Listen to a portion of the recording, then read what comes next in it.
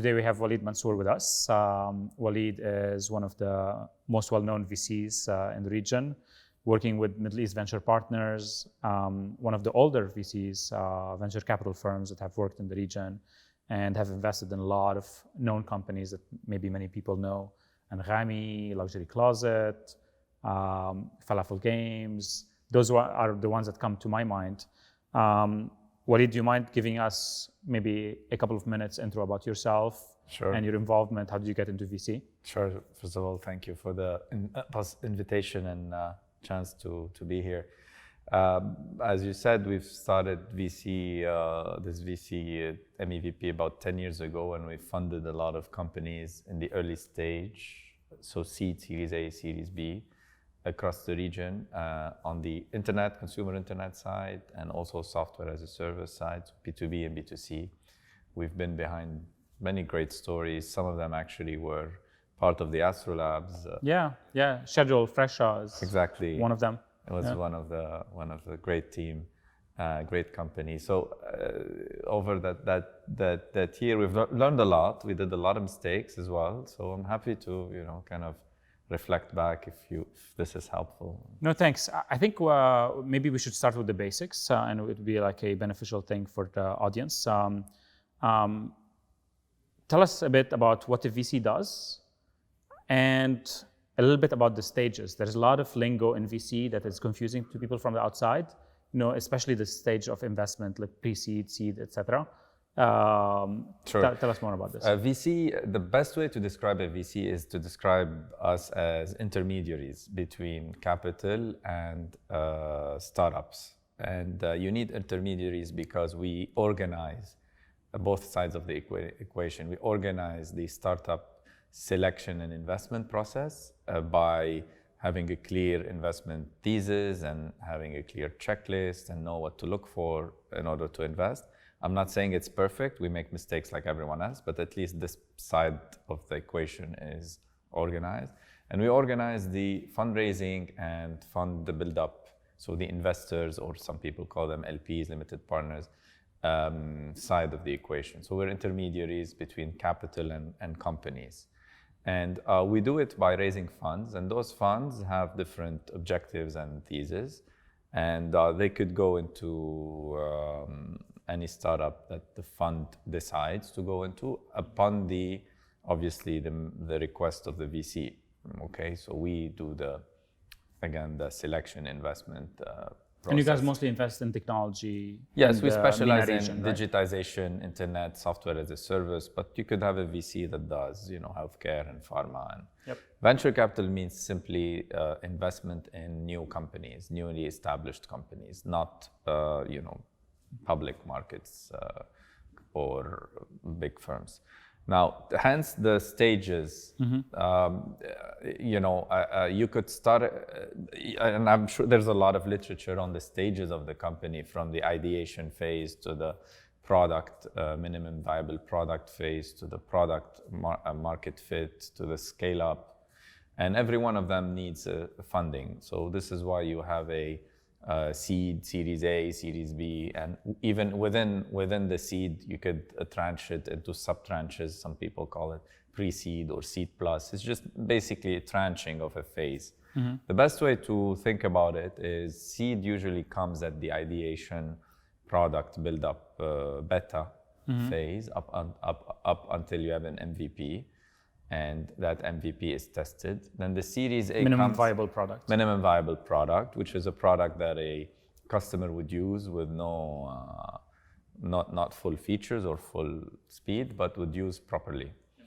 And then the Series A kicks in as being the first big institutional-driven round. Usually, seed could be done by friends, family, or angel investors. It's always better to do it by angel investors or seed funds. But the Series A comes in after the MVP, where you have the first institutional investor, like a VC, that comes in, sets the terms, agrees on the round. And then from A, B, C, it's just a number of basically the rounds that you keep on opening. There is no rule on, some people call, sub-tranche it. Some people just do A, B, C, D. I don't think there's a real science behind that. Yeah. It's like an evolving kind of nomenclature, but this is helpful. And usually, I guess when you are raising a follow-on round, usually the company has hit a newer milestone. Correct. Is that, whether correct? it's so MVP definitely is a milestone. Product market fit could be measured by a certain milestone that you decide that above this threshold, I proved product market fit. Then scale-ups usually become a matter of, okay, I've done my first $1 million of revenue. How do I take it to $10 million of revenues? And then and then becomes growth. How do I take it from 10 million to 100 million? That's an evolving milestone as well. And as you mentioned, you start at around the Series A. You probably have done stuff before pre-A, and then you go to B and C. We've done seed, A, B, C. We followed, and we've been lucky to be involved in all stages. It took 10 years to be, kind of exposed to all of them. But also we've been exposed in the process of selling a company, which is also very interesting to see. Not sometimes selling the whole company, but most of the time selling just our stake in a company, which is another form of exit. So if we go back to kind of like the earlier stages, there is an idea, but obviously there is a team that you're investing in. How do you think about the founding team, the founders, the dynamics of the founding team when you're deciding on making an investment? What are you looking for? First of all, I look for a vision, and then I look to see whether that vision is translated into a product or at least a product roadmap, so that there's alignment there. I look for experience. You don't want to, test with unexperienced people. So if there's vision and vision is formulated into a product, but there is no team, then that's an issue. But if there's a team, then that's, at least you can deliver on that vision. I look for also, so that's on the people side. Who are they? What do they want? What's their background? Second is on the addressable opportunity itself. So not every opportunity is a VC opportunity, especially in technology. You could have a very nice tech business without raising VC money, or you could decide to raise VC money and scale and dominate a region or the world. If you decide to go the VC route, then we will have to look at things about such as addressable market, real addressable market, right? How the the potential market is. The potential market, but what is your place in it? That's a question that I've learned. At the beginning, we used to think that the potential market is enough, but it's not enough because there's no one can take 100% market share. So it's refining really what is it that you could capture and what does that mean? Because you will have to take business decisions that will limit your potential market. Because you decide to go, tackle a specific subsegment of the market or a segment of, you decide to go head to head against competition or differentiate against competition. All of these players play in a big market, but then what you end up going after is actually smaller. So we really need to understand if that's small or not. If it's too small, we usually, and the size of that addressable market, that refined addressable market, sets the valuation.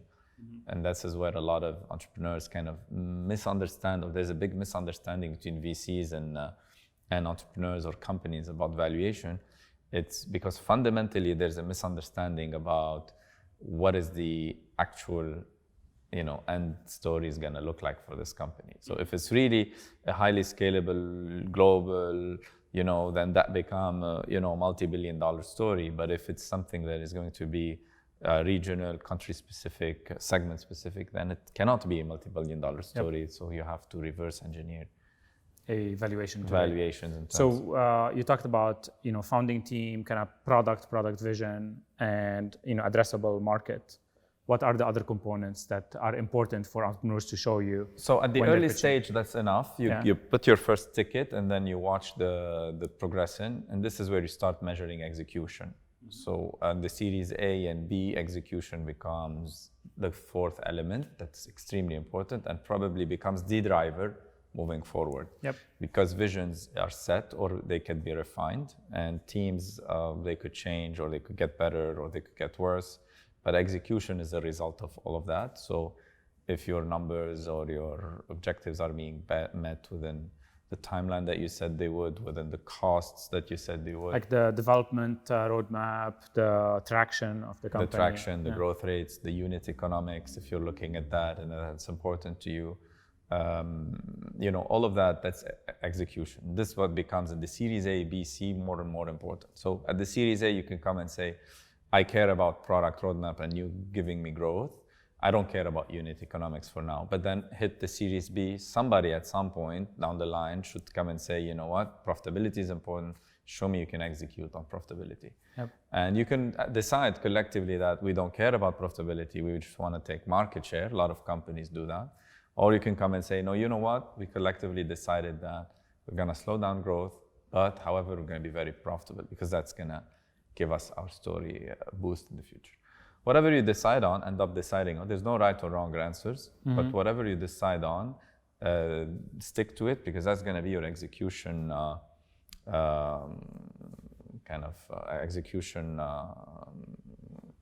tracker. Yeah, interesting. So I guess an interesting question here as a follow-up is you've seen a lot of companies and you've invested in a lot. What have some of the more successful teams done to be able to achieve this kind of like productivity of execution, being, successful, basically?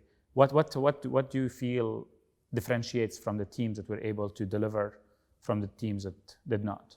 So I think regardless of business model. I think it's a very interesting question because it's a kind of a horizontal question. Assuming that everyone is experienced and capable, of course, I think things around motivation, culture, vision are very important because they help you. First of all, they set the direction. They help you recruit people.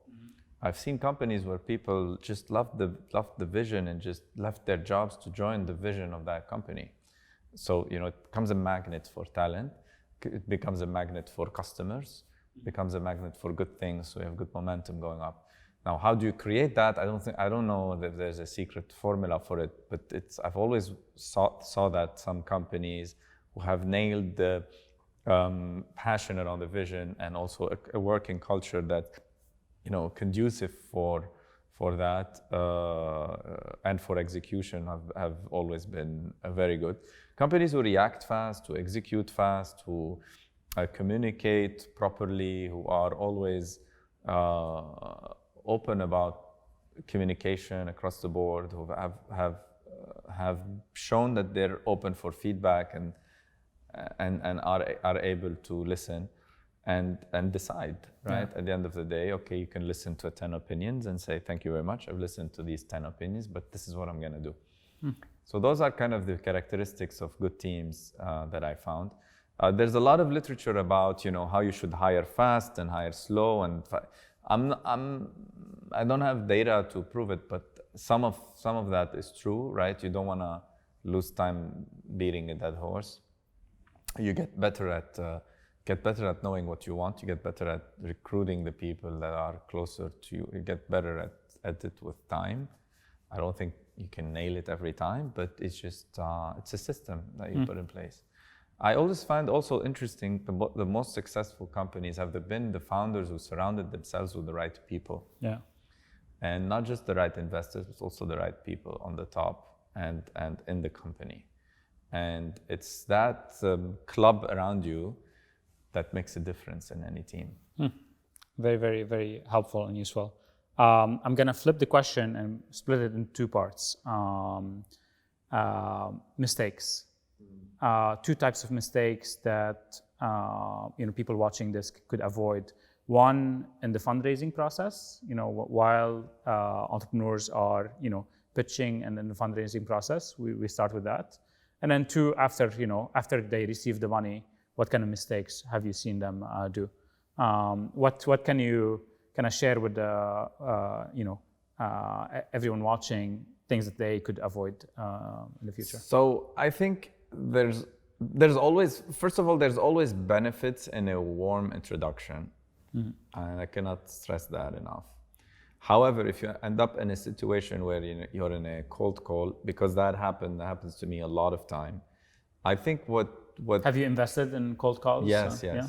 Great. I've met a lot of people over cold calls, and people have reached out to me, and I love that because it shows execution skills, hustling, or it shows If they can sell you on their vision, they can potentially sell the customer of course. as well. Yeah. And VCs are open for business. They have an open sign, right? Up until their funds shut down, they're open for business. So customers walk into the door, and customers are being startups. So if it's in a cold call, I think what works is clearly articulating what I just said about the vision, the size of the opportunity, and why is this a VC deal? Because that's the back of our heads that makes us think about the potential returns and the speed of that returns. This is going to be a 5-year journey, 6-year journey, 3-year journey, and then highlighting all of the above with regards to the plan and the stage, and be very clear about it. I think a lot of entrepreneurs go with the mistake of jumping too much in the details before clearing, that first stage of, are you basically? Yeah, are you interested in that? I have $1 billion story. Yeah. Okay, I've heard that before. Show me why it's $1 billion story. Because XYZ. Oh, okay, that's interesting. You nailed your market properly. You seem to have an angle. You seem to have a great team. Let's take it further. That's one. Two, some VCs don't want to do seed. Some VCs don't want to do growth. It's also very important from the get-go to clear whether there is a mandate alignment. Yeah. So do your research on what. Do your research and ask the question from the get-go. It's like, okay, this is my 5-minute pitch. Yeah. Is that something that fits your mandate or not? Or maybe we should create a contact and then speak in 6 months' time, or just keep the. So the cold call becomes a relationship if you end up saying, look, I'm gonna update you and we're gonna talk in a few months' time, right? Mm-hmm. That's how you convert it into a warm introduction, or you don't need the warm introduction anymore, or huge credentials to talk to VCs. I think a lot of entrepreneurs there's two types of people. There are VCs who want to write a check immediately because they know what they want, or they have the funds, or they're pressured by time. And there are others who want to take their time. But sometimes you could be both. You could be the VC who needs to take his time on his deal, but like on another deal would write a check. Don't get frustrated, because that's part of the alignment of mandate. At the end of the day, investing, again, we are intermediaries between capital and startups. So you don't necessarily know what the VC's other side is telling him. Yep. You always, assume that it's always one way, but no, we also have people to report to and a strategy to follow. And if we move to execution, after the fact, they've received the money, you put, call it a $5 million check. Then your story. What kind of mistakes have people done? Then if your story is checking out and the numbers are falling, it's just like tell that story, right? Write that story properly. The story of growth, economics, product, market, etc. That's the real story, not just an invented kind of vision in your head story. And if you're able to tell it properly at the growth level, at the early level, we sign up into teams and visions. Yeah. But at the later time, we sign up into stories of growth and profitability and journeys, right? So you have to tell that story. Even they call it, and they have a term in banking. They call it the equity story, right? It's a banking term. Yep. So the word story is there because it has two elements. It has the actual numbers and performance, but it also tells you where are you gonna go next, right? Are you going to, and where in terms of your exit potential, market share potential, new products, new opportunities, and I always saw there are very good storytellers out there, and there are very bad storytellers. Yeah, there are entrepreneurs who are amazing at telling stories, and it's our job to kind of do the checking between what is a legitimate Yeah.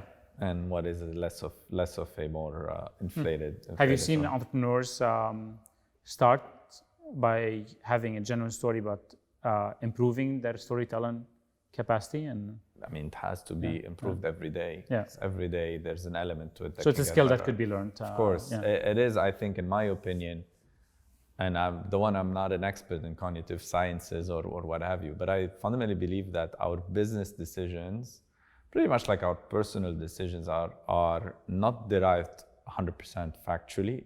They're derived by our perception of the story that we're signing up to, whether you're whatever it is that you're doing, if you're investing in a stock or a company, or a big part of that investment is you're signing up to a story that you think is right. Yeah. So imagine this: somebody's selling you a story, you perceive 70% of it, and 30% is fabricated in your head. Yeah. And then you tell that story to somebody else who buys 70% and 30%. Already in one separation, you've lost half of the story's actual direction, but that's enough for you to get excited or not. Then you look at the numbers, you do your calculations. The deal has to make sense.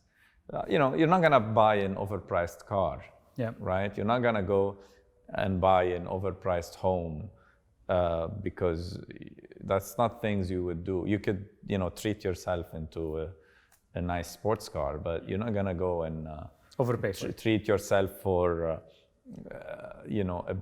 every time you buy in your car. You know what I'm saying? And deals and valuations and companies and terms, and they're also for us at least, we could buy into an expensive company now and then, or into a great company now and then, and lower our return expectations and accept terms that we usually would not accept because we would treat ourselves into a great story, and that's great. But that's not the other side of our equation, which is the capital intermediation with investors should be. So once the story checks out and it goes into the deal, then the deal has to check out as well. And I have to say, well, okay, for that story that I bought 70% of, and 30% I've kind of, added my own input. Does the deal make sense or not? Am I buying an overpriced second-hand BMW? Or as a parting kind of like advice